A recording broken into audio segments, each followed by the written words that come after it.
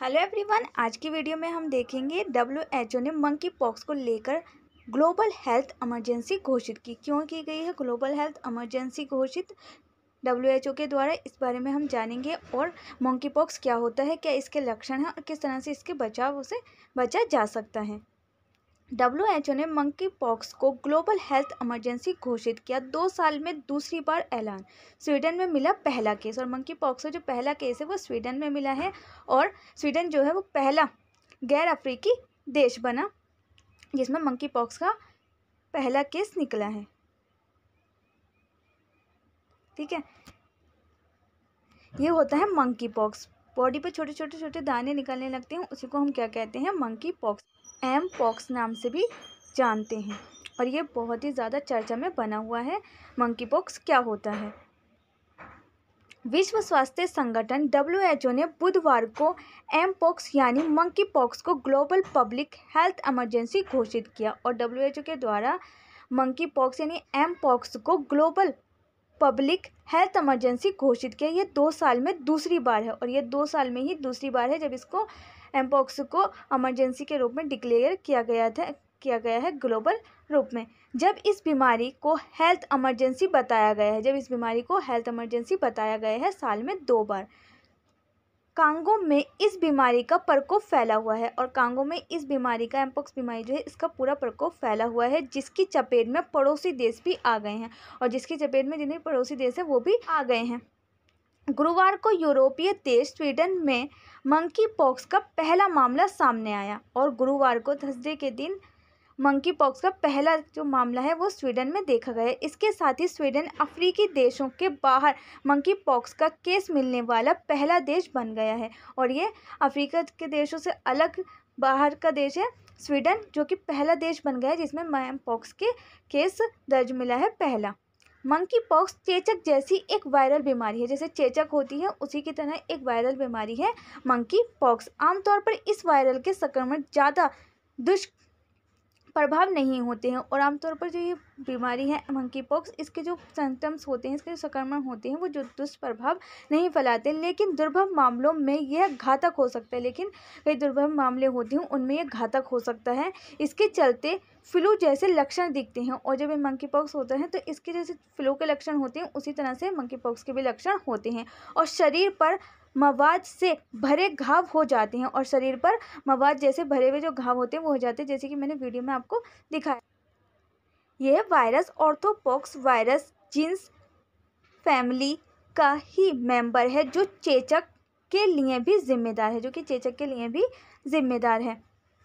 WHO भी चिंतित है क्योंकि मंकी पॉक्स के अलग अलग प्रकोप में मृत्यु दर अलग अलग देखी गई है। और WHO जो है इस वजह से चिंतित है क्योंकि इसके जो अलग अलग तरीके के सिम्टम है ना, उसमें अलग अलग तरीके की मृत्यु दर देखी गई है। कई बार तो ये 10% से भी अधिक रही है, और कई बार क्या होता है, इसके मंकी पॉक्स के जो संक्रमण होते हैं उसकी जो मृत्यु दर है वो 10% से भी अधिक रही है। यह इसलिए अधिक खतरनाक साबित हो सकता है क्योंकि यह संक्रमण बीमारी है, क्योंकि ये इसलिए भी खतरनाक हो सकता है क्योंकि ये संक्रमण बीमारी है। इसलिए WHO ने इसे लेकर सबसे उच्च स्तर का अलर्ट जारी किया है। इसलिए WHO ने, वर्ल्ड हेल्थ ऑर्गेनाइजेशन ने, इसको लेकर सबसे ऊंचे स्तर का अलर्ट जारी किया है। अफ्रीका में अब तक एम पॉक्स के 17,000 से ज़्यादा मामले सामने आए हैं, और सबसे ज़्यादा मामले कहाँ हैं, अफ्रीका में आए हैं। 17,000 से ज़्यादा मामले देखे गए हैं मंकी पॉक्स के। Africa centre for disease control and prevention, Africa CDC के मुताबिक इस साल अब तक अफ्रीकी महाद्वीप पर एम पॉक्स के 17,000 से अधिक संदिग्ध मामले सामने आए हैं, जबकि 517 मौतें रिपोर्ट की गई हैं। और जबकि 17,000 मामले आए हैं और जिसमें से 517 जो है वो मौतें रिपोर्ट की गई हैं। पिछले साल इसी अवधि की तुलना में इस साल मामले में 160% की बढ़ोतरी हुई है, यानी कि 160% अधिक केस दर्ज किए गए हैं पिछले साल के मुकाबले। कुल मिलाकर 13 देशों में एम पॉक्स के मामले दर्ज किए गए हैं, और कुल मिलाकर देखें तो 13 देशों में एम पॉक्स के मामले दर्ज किए गए हैं। सामान्य कांटेक्ट से फैलता है ये वायरस, और सामान्य कांटेक्ट से भी ये वायरस फैलता है मंकी पॉक्स। कांगो में प्रकोप की शुरुआत एक स्थानीय प्रकार के फैलाव से हुई, जिसे क्लैड 1 के नाम से जाना जाता है, लेकिन एक नए स्ट्रेन क्लैड आई भी सामने आया है जो नॉर्मल कांटेक्ट से आसानी से फैलता है। इसमें सेक्सुअल कांटेक्ट भी शामिल है। यह कांगो के पड़ोसी देशों जैसे, इसके चलते ही WHO को यह एक्शन लेना पड़ा।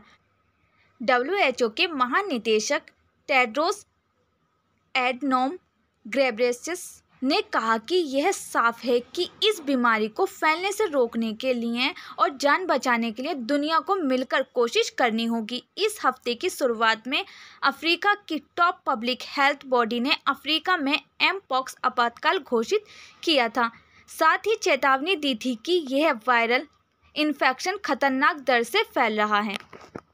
अफ्रीका की जो टॉप पब्लिक हेल्थ बॉडी है उसने एमपॉक्स को लेकर इमरजेंसी घोषित की और साथ ही ये भी चेतावनी दी थी कि जो ये वायरल है, इन्फेक्शन है, वो खतरनाक है और ये तेजी से फैल रहा है। मंकी पॉक्स के लक्षण क्या हैं? हम इसके लक्षण के बारे में देख लेते हैं। मंकी पॉक्स जो है उसके लक्षण क्या क्या हैं? किसी व्यक्ति के वायरस के एक्सपोजर में आने के बाद इसके लक्षण सामने आने में कई दिन या कुछ हफ्ते तक का समय लग सकता है। कोई व्यक्ति जो है वो वायरस से जिस व्यक्ति को उसके एक्सपोजर में आता है तो उसके आने के बाद उसमें वो कुछ दिन भी लग सकते हैं और कुछ हफ्ते भी लग सकते हैं उसका पता लगने में कि उसको व्यक्ति को पॉक्स या मंकी पॉक्स हुआ है। मंकी पॉक्स के लक्षण, एमपॉक्स वायरस से संक्रमित होने के बाद आमतौर पर इसमें समय लगता है 6 से 13 दिन।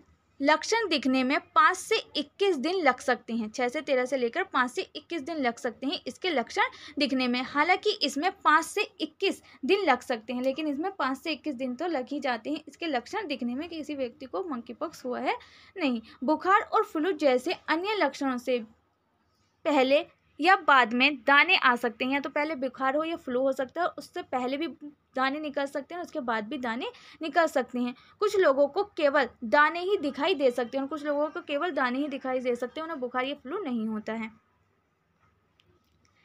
इसमें निकलने वाले दाने अक्सर पहले चेहरे पर दिखाई देते हैं और इसमें मंकी पॉक्स जो है उसमें जो दाने निकलते हैं पहले वो पहले फेस पे निकलते हैं, इसके बाद हाथ या पैर पर दिखाई देते हैं और फिर हाथ या पैर पर दिखाई देते हैं। फर्स्ट जो निकलते हैं वो फेस पे ही निकलते हैं और फिर शरीर के अन्य हिस्सों में फैल जाते हैं। हालांकि साल 2022 में शुरू हुए प्रकोप से जुड़े मामलों में दाने अक्सर क्षेत्र से शुरू होते थे। कुछ लोगों के दाने मुंह या गले से शुरू हो रहे थे। मंकी पॉक्स के रेश कई चरणों से गुजरते हैं। शुरू में चपटे दाने फफोले में बदल जाते हैं। जो चपटे दाने निकलते हैं वो फफोले में बदल जाते हैं, यानी कि वो फूल जाते हैं। फिर ये छाले मवाद से भर जाती हैं और फिर इसमें रीम सी भर जाती है। उसके बाद पपड़ी बन जाती है और उसके बाद क्या होता है, उसके दानों की पपड़ी बन जाती है और 2 से 4 हफ्ते की अवधि तक सूखकर ख़त्म हो जाती हैं और 2 से 4 हफ्ते की अवधि लगती है और ये सूखकर ख़त्म हो जाती है। यानी कि पहले चपटे से दाने निकलते हैं, फिर उसमें फफोले बन जाते हैं और फिर उसमें मवाद भर जाता है और उसके बाद इनकी पपड़ी सी बन जाती है और 2 से 4 हफ्ते की अवधि के बाद ये सूखकर अपने आप ही ख़त्म हो जाते हैं, जैसे कि चिकन पॉक्स में होता है। ये दाने मुँह, चेहरे, हाथ, पैर, लिंग, योनि या गूदा पर कहीं भी हो सकते हैं। कई बार तो ये गले में भी हो जाते हैं। जब से मंकी पॉक्स के लक्षण दिखने शुरू होते हैं तब से लेकर आपके दाने और पपड़ी ठीक होने तक का संक्रमित व्यक्ति इसे फैला सकता है। इसके अलावा लक्षण विकसित होने से पहले संक्रमित व्यक्ति के जरिए फैल सकता है। संक्रमित व्यक्ति के लक्षण अलग हो सकते हैं। मंकी पॉक्स से पीड़ित हर व्यक्ति में सभी लक्षण विकसित नहीं होते हैं। आमतौर पर संक्रमित लोग इस तरह के लक्षणों से गुजरते हैं। त्वचा में केवल दाने निकले हैं, कोई अन्य लक्षण नहीं दिख रहा है। कई बार कुछ लक्षण बाद में विकसित होते हैं।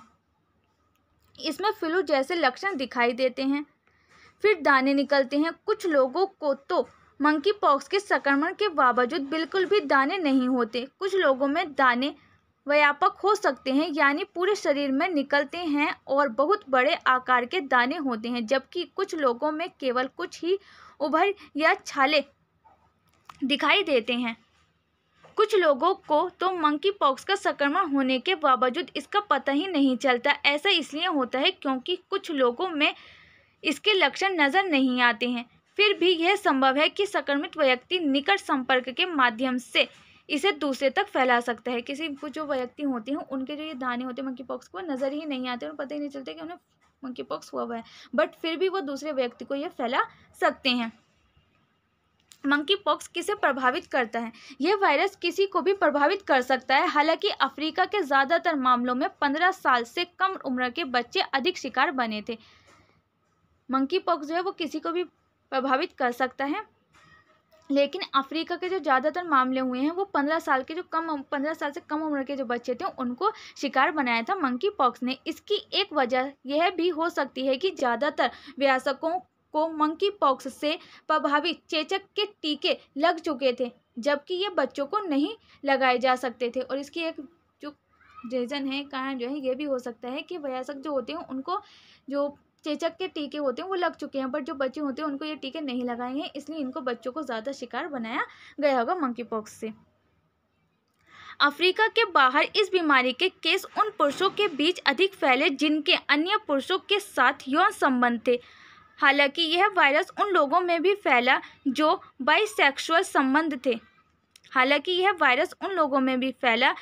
बाइसेक्सुअल या गे नहीं थे।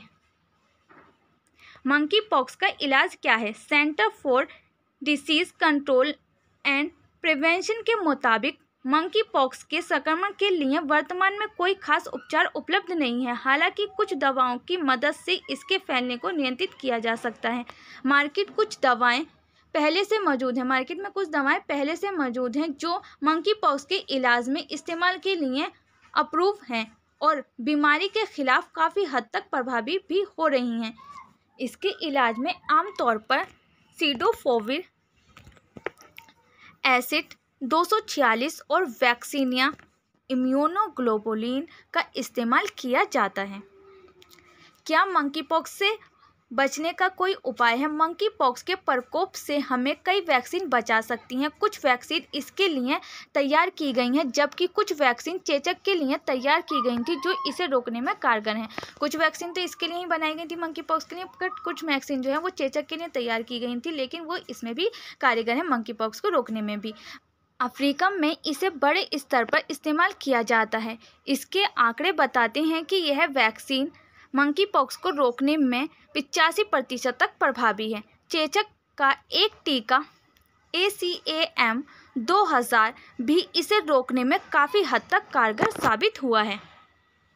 विश्व स्वास्थ्य संगठन के मुताबिक चेचक के टीके लगवा चुके लोगों की इम्यूनिटी मंकी पॉक्स वायरस से बचने के लिए काफ़ी हद तक कारगर है।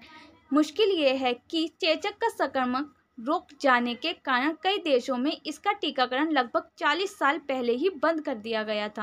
यानी कि जिन्होंने चेचक का टीका लगवा लिया है उनको लिए इस मंकी पॉक्स जो है उससे वो बच सकते हैं इस वायरस से। जिन्होंने टीका नहीं लगवाया उनको ज़्यादातर ये मंकी पॉक्स वायरस जो है वो ज़्यादा संक्रमित कर सकता है। चेचक का जो संक्रमण था उसके रुक जाने के बाद 40 साल पहले ही इसके टीकाकरण को रोक दिया गया था चेचक के। तो ऐसे में जो ये लोग हैं जिन्होंने चेचक का टीका नहीं लगाया वो इसकी चपेट में आ सकते हैं। आपको वीडियो पसंद आएगी, वीडियो कैसे लगी कमेंट बॉक्स में लिखकर ज़रूर बताना, और वीडियो अच्छी लगी तो वीडियो को लाइक शेयर सब्सक्राइब करना ना भूलें। साथ में बेल आइकन को भी प्रेस करें जिससे कि आने वाली वीडियो की नोटिफिकेशन सबसे पहले आपके पास पहुंचे। मिलते हैं नेक्स्ट वीडियो में, जब तक के लिए स्टे हेल्थी स्टे सेफ।